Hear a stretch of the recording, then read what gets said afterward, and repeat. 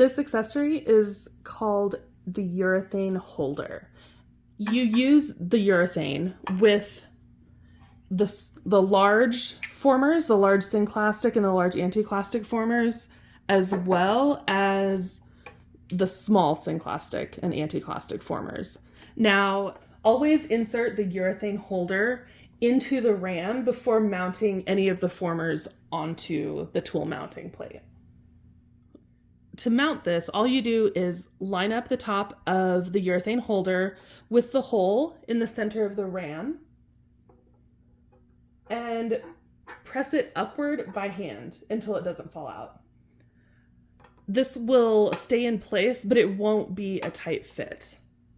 A little movement up and down. I don't know if you can see that sort of drooping a little bit. This is normal. At the top of the urethane holder is a rubber O-ring, and that is what gives the holder enough tension to stay into the ram.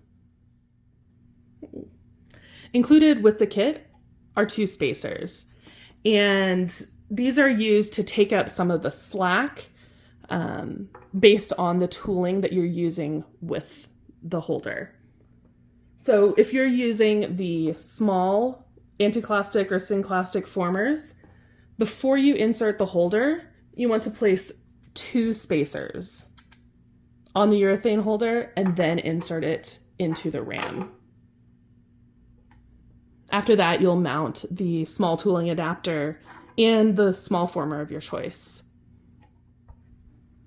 If you are using the large anticlastic former, you will need to place 1 washer on the urethane holder before inserting it. You really want to make sure that you insert the holder before you mount the anticlastic former onto the plate.